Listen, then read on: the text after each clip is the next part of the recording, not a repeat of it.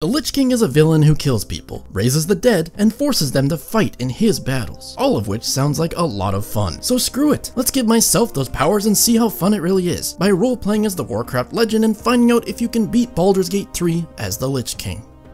I spent way too long in character creation trying to get Arthas to look like his Warcraft self, and for how great the combat portrait turned out, I'd say it was time well spent. The man was originally a paladin before breaking his oath, and with Oathbreakers being in the game already, the class was a no-brainer. The Lich King is powerless without his iconic runeblade Frostmourne, but thankfully there was a mod to start with that too. Once meeting Lae'zel, the game tries to force us to be allies, but this king don't need no queen. I betrayed Lae'zel, slashed the imps, battled my way to the helm, and crash-landed on the shore. Because the Lich King isn't exactly known for having friends, I decided the first rule of this run is to not speak with anyone unless it's forced. This does make recruiting in-game companions rather difficult, but liches have other methods. I ambushed the bandits outside the chapel, utilizing superior positioning to defeat them, then rose 3 of them as my undead slaves. For this playthrough, I'm using a mod which allows me to recruit up to 3 enemies I've slain, so rather than boring companions like Gale, you can choose from anything you can imagine. I led my initial zombies to the gates of the grove, attacking indiscriminately to kill both human and goblin kind. Every death only makes me stronger, and it's because of that, this grove requires a good old-fashioned purge. Inside, I converted Zevlor, Roland, and the Strange Ox as my initial allies for the cause. We cut our way through any do-gooder who dared impede my progress. Upon reaching the druids, their intelligent scouts decided I serve Zevlor, despite him being nothing more than a rotting corpse at my side, and before I knew it, I'd initiated an all-out brawl within the grove. During the chaos, my humanoid followers quickly exhausted their spell slots to become about as useful as rope is in this game. If I learned anything from these events, it's that the Strange Ox is a god amongst men.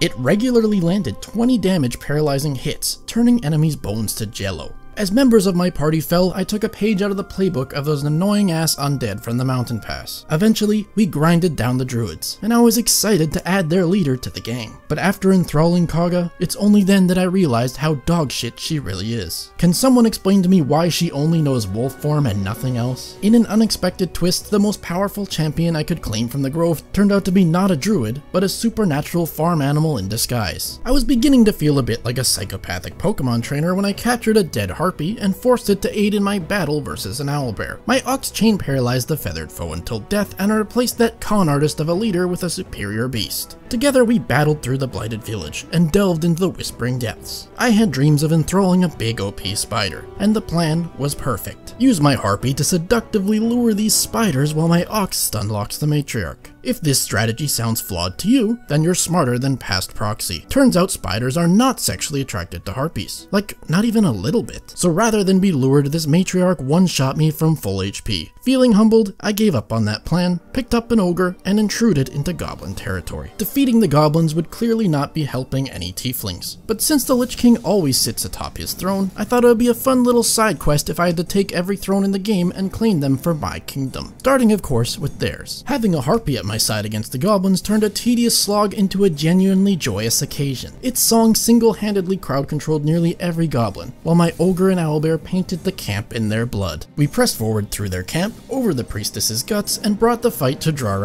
Stealth was never a specialty of the Lich Kings, so as we recklessly barged our way in, more goblins aggroed than I'd initially felt comfortable with. But our harpy stayed strong, singing her heart out, being the MVP that skipped multiple enemy rounds, until she got domed by Char.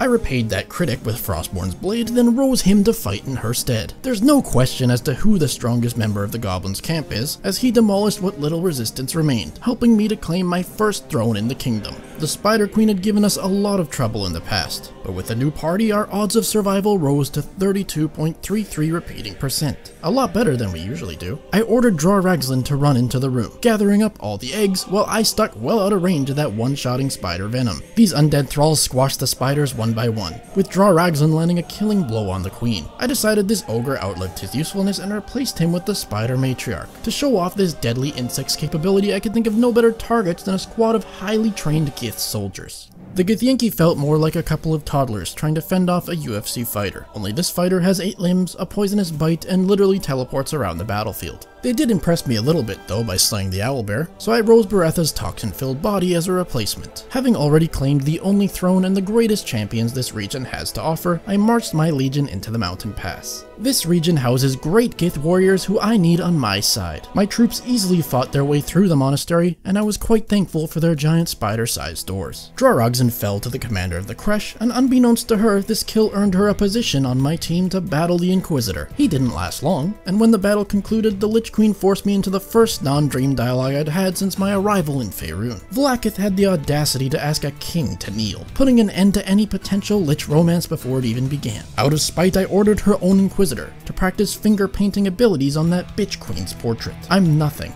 if not petty. I left their Kresh in the dust and journeyed up the roads, where I encountered wild undead. They quickly reminded me of their full immunity to poison, turning my usually OP spider into little more than an 8-legged damaged sponge. I was so disappointed with its performance during the scrum that I contemplated replacing it with a nearby dead rabbit I'd found. Then Larian impressed me once more when I saw it has cute little hopping animations. Perhaps this rabbit will show up again in my future Can You Beat Baldur's Gate 3 as a Disney Princess challenge run, but until then, this journey continues. Upon arrival to the Shadow-Cursed lands, I made sure to initiate my attack on the Greeter Goblin before speaking a word. Since these lands require light, I promoted the Kithrak to the role of personal torchbearer, as no king should hold his own flame. After crushing the small absolute camp up the road, I led my crew against a superior armed spider. As he'd already demonstrated superb lantern-holding capabilities, I rose him from the dead to act as my guide in these dark lands. His shining lantern made for safe passage to Last Light's Inn, where I desperately wanted to replace my ugly Gith ally. It's hard to imagine a more evil party than mine stepping in from the shadows, but still the Harpers hesitated when I drew my blade. I think what surprised me most during my assault on their lands was seeing that True Soul Marcus had joined their defense. What surprised me second was when Jaheira taught me it's possible to forever lose a follower as she launched the Inquisitor into a chasm. Things got a little bit weird when I killed Isabel, probably because I'd initially chosen Marcus to fight alongside us. His alpha male-like charisma made me believe he's the top dog, but after battle testing him, I realized he ain't okay by Jaheira, and he certainly ain't okay by me. I know Jaheira doesn't have 8 legs, or a chiseled jaw, but even at 150 years old, she's better than a Gith, and what the kids call a pumper. Assaulting Moonrise head-on at level 5 would never be considered an optimal play, but thankfully Arthas was created before Activision bought Blizzard, so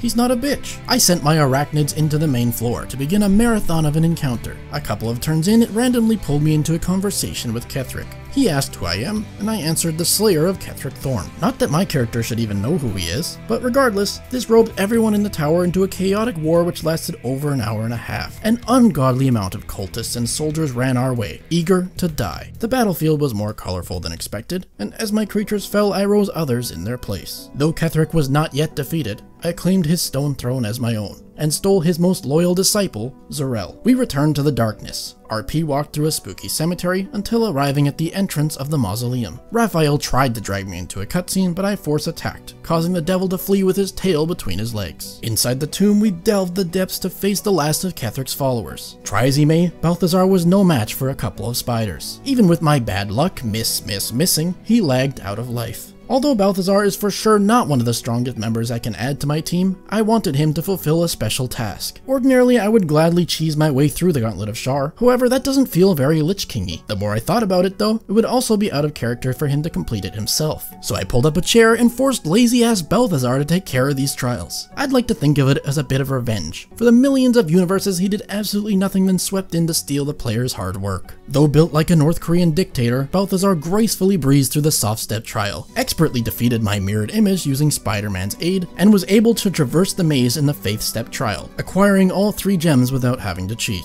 I knew he'd need a hand for the final Umbral gem though, as it's watched over by Yerger, easily the strongest of anyone I'd fought thus far. He managed to best not only all of my soldiers, but several of his. When I rose his cat Nessa to fight against him, he was not happy. In the end, Amerigon I'd controlled detonated his own explosives to close out the conflict. He rose from the dead to witness a superior king lay claim to his throne, rob him of his gem, and kidnap his cat. Probably not a good day for Yerger. Upon socketing the Umbral gems, my doorway to the Shadowfell opened. I did parkour through space itself to meet face to face with the Night Song. It's clear to me that an evil Lich King would never agree to side with a goody two-shoes Selûnite god's child. Thankfully, Char gave me permission to wield the spear and borrow Shadowheart's cutscenes to execute the Night Song. My Scourge marched through the desolate halls of Moonrise to face Ketheric atop his tower. He ordered us to bow like dogs, and I put an end to that conversation as soon as humanly possible. Words cannot express how excited I was to blast Ketheric using Yurgur's bomb ability, and it was every bit as satisfying as I hoped it would be. After one explosive volley, Frostmourne smited him to force initiate his tentacle-powered escape. We took pursuit, followed him into the colony, ignored all distractions along the way, and eavesdropped on fellow villains discussing dastardly deeds. I was still having way too much fun throwing Yurgur's bombs, and while playing around, I guess Ketheric took notice and ran over to accuse me of vandalism. I admitted to it, awkwardly triggering the fight. But even with there being so many whelps, we handled it. Left side, even side, it didn't matter. When all the enemies gathered around my Displacer Beast, the Orthonic hand bombs did their thing. After Merkel here popped up though, the real challenge began. Yurgur's bombs were basically the only strategy in my pro gamer playbook. Since I was still level 7 and didn't want to risk being one-shot, I kept my distance while Yurgur bombarded him over and over, but eventually, he too would drop to 0. Out of desperation, Spider-Man painstakingly juggled the scattered bombs up to Merkel, giving his life to save the day. Even though I did almost nothing in that fight, like any corrupt Warcraft raid leader, I ninja looted the Netherstone and armor to myself, then showed off the new gear in a screenshot for the guild Discord. Ketheric would have been a most welcome general to serve under myself, but for some reason the game blocked me from enthralling him. I suppose lore-wise this does make sense, and maybe Larian wanted him to stay dead for his Benedict Arnold-like loyalty. Disappointed, I exited the colony to finish off Act 2. While on the road to Baldur's Gate, I accepted a gift in the form of a Gith soldier from the Lich Queen before leaving the Shadow-Cursed lands forever. Long resting triggered the Githyanki intermission, and it triggered me when I realized my minions had vanished. I entered the portal hoping for the best, but only the Gith girl had joined.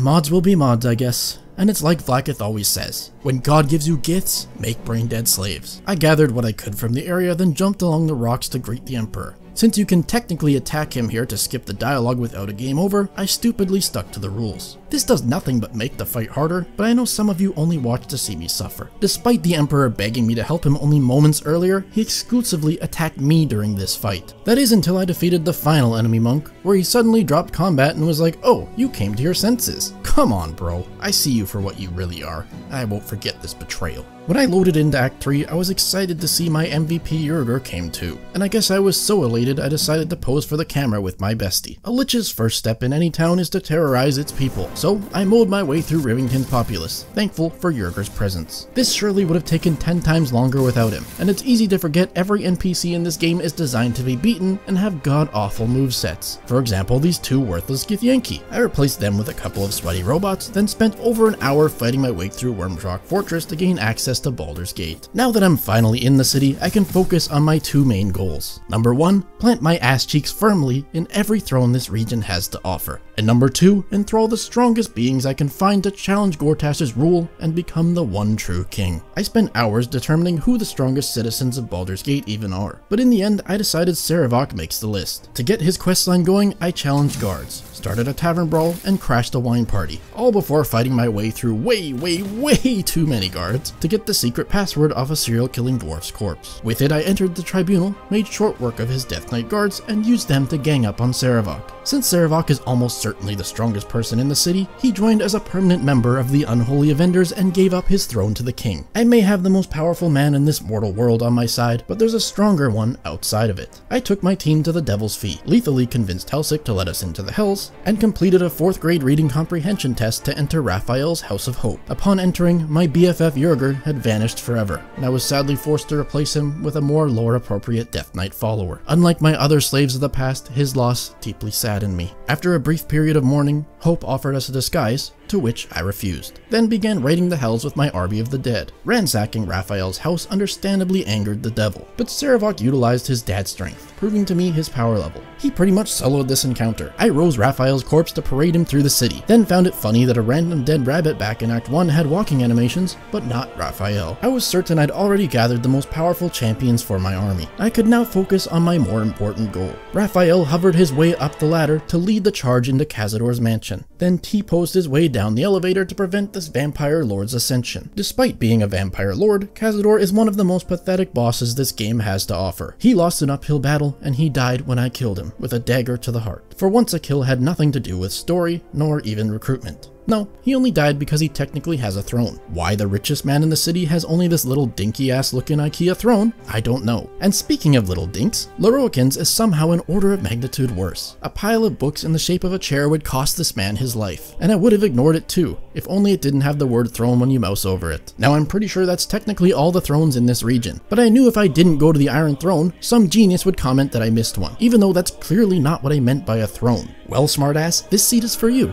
and it killed a lot of innocent Gondians. I hope you're happy. Ordinarily, going into Gortash's keep face first against 9 Steel Watchers is beyond stupid, but knowing the Lich King's arrogance, he wouldn't back down from such a threat. Even with a Devil, a Death Knight, and the Justice of the Murder Tribunal on our side, 9 Steel Watchers, 6 additional guards, and a room that launches explosives all over the place makes this battle near impossible. Our only hope was to barricade ourselves in this one random corner of the keep that for some reason lacks any defenses. Sarevok gave his best impression of a brick wall, keeping us safe while the enemies funneled into their death. Each Steel Watch's self-detonation made the fight easier until eventually victory was achieved. With that, we passed the final hurdle on our way to Gortash. His encounter was much simpler, having just 1 Steel Watch ally and 4 guards. So try as he may, this was inevitably a loss. I fully expected not to be able to raise Gortash from the dead, but when I could, I forced him to bear witness to my taking of his throne. Plus, it was about time old Enver here faces his fears, so he tagged along through the ball ritual encounter right up into the underground murder temple. And I have to say, this was the most enjoyable time I've ever had while fighting this psychopath. Gortash's chains handled the channeling ritualist while Sarevok tanked Orin's full fury. It took ages to come online, but my team of champions was finally perfect. And for the record, I probably would have swapped Sarevok for Orin, but since she'd been reduced to just a pile of soup on the floor, there was no way to necromancer her back to unlife. I scooped up the netherstone from the puddle formerly known as Orin, paddled to the morphic pool, defeated a cluster of brain cats, and did not roll a 99. After a brief mandatory chat with the Emperor, I agreed to side with him to avoid a game over, then returned to the upper city with no allies whatsoever in the final battle. Now this is ordinarily the part of the game where I'd invisibly skip the brutal grindy courtyard battle, but sadly, invisibility was never a weapon in the Lich King's arsenal. Trust me, I desperately searched because that's how much I hate this fight. Since I'm forced to do it, I settled on using classic MMORPG tactics, having our tank pull the entire courtyard, then line of sighting them back all to the party. Anyone who's actually played an MMO would know this is not realistic, as 5 party members working together without any complaints just doesn't happen in the real world. For that, I do apologize. This strategy was not quick, clocking in at 58 minutes of combat, but its effectiveness is not up for debate. We took only 50 damage total versus over 30 enemies. Probably, I didn't actually count how many there were. For the first time in my life, I took a non-invisible leisurely stroll through the high hall courtyard. The climb up the gauntlet was relatively easy, more annoying than anything else, as should be expected for 4 boss level villains. And after all that, the only thing left to conquer was the nether brain itself. The one thing I had going for me atop the brain is when you're solo, only 1 countermeasure spawns. This made the encounter much less chaotic than usual. Sarevok and Arthas tanked the hits, Raphael and the Emperor dished out the damage, while Gortash did absolutely nothing, was slow, useless, and I regretted bringing him to the party. When the portal opened up, I was relieved to see my thralls could enter, all except for Gortash, who decided to run away scared or something. A level 12 paladin alone could probably solo this part of the battle though, so the remaining members inside managed to defeat the brain in under 2 full turns. While the brain begged for its life, I treated the Emperor like a father figure, stabbing him multiple times. With him out of the way, I could fully dominate the brain, and claim the final and ugliest throne in the game, thus completing what was easily the most enjoyable Baldur's Gate 3 playthrough I'd done until now, and confirming you can beat Baldur's Gate 3